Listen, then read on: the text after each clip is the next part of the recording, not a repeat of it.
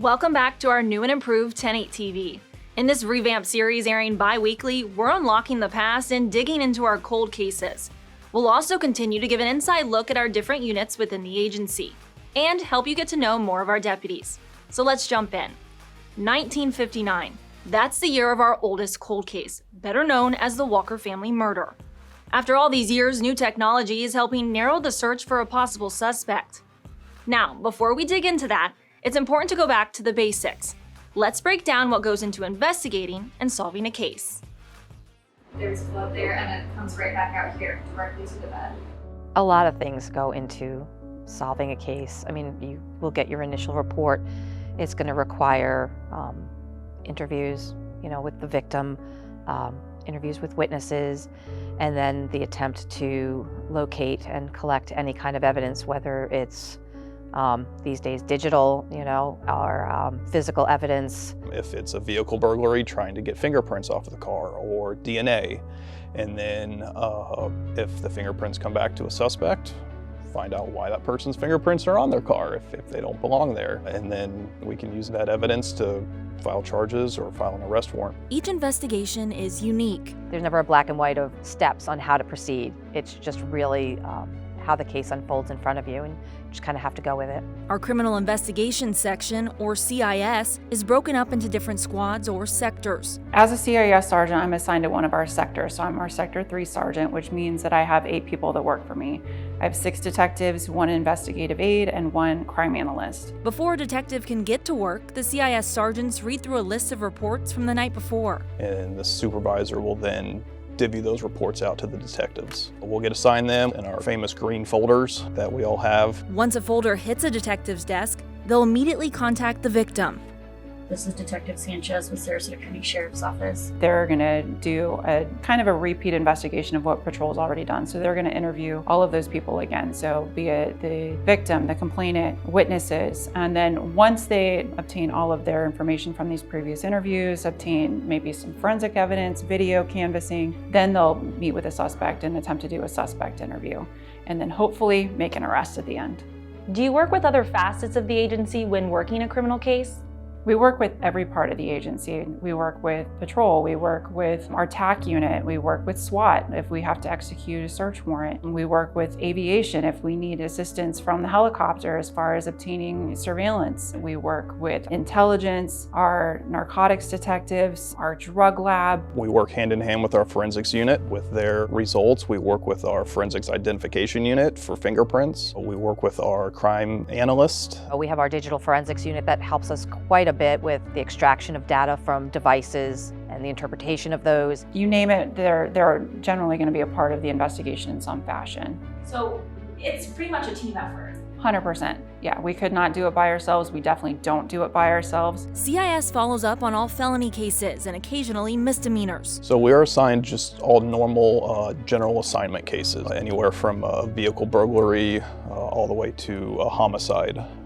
We do have 2 specialty units in CIS. We have our economics crime unit and our special victims unit. Cassandra Gaeta is one of 3 detectives in the Special Victims Unit. The cases that we do are child abuse, sexual, physical abuse. A lot with the teens these days. We deal with sexting and sextortion, human trafficking. We also work a lot of the exploitation of the elderly and the disabled as well. I love the work. I do. I love being handed like a puzzle, pieces of a puzzle, and just trying to put it all together and tell a story and ultimately just, hold people accountable for the things that they've done. But I like the work, I like to dig. In her most recent sexual assault case, Detective Gaeta had enough probable cause for a warrant. So I sent that over and it was signed by the judge. I spoke with my sergeant and we came up with a little bit of a game plan. Due to the suspect having firearms and a known substance abuse problem, she called him back up. Then we went to our South County office and we all met. We had some warrants deputies and some K-9 deputies and my sergeant and my lieutenant. I gave a little bit of a briefing, kind of give background. He does have a handgun and he keeps that in his recliner chair and he always seated in his recliner chair, which is in the living room. And then the warrant sergeant did his briefing on how the guys were going to do their approach and kind of put a little bit of a quick plan in place as to how we're going to get this person from inside the house out safely and into custody. And then once that was executed, which went seamless, he was transported to our South County office, and that's where my sergeant and I did our interview. Anything you say can be used against you in a court of law. Gave him an opportunity to answer to the allegations. And once that was completed, then the deputies transported him to jail. Now, you may be wondering where the investigative aide comes into play. We work cases with detectives. They have cases with suspects. Ours do not have suspects. They're amazing at their job and will find suspects, and then once they find a suspect, then it gets turned over to a detective. So most of my guys work anywhere between 30 to 60 cases at a time. Investigative aides typically carry anywhere between 50 to 100 cases at a time. So it's a lot, and we try to devote all equal time to our victims and make sure that they're receiving the professionalism and care in their cases that they deserve and that they expect. We take a lot of the load off of them. If we weren't here to take those 60 to 80 cases, that would be on their desk, and they wouldn't be able to work the cases that have suspects already the way they should be worked. They're instrumental.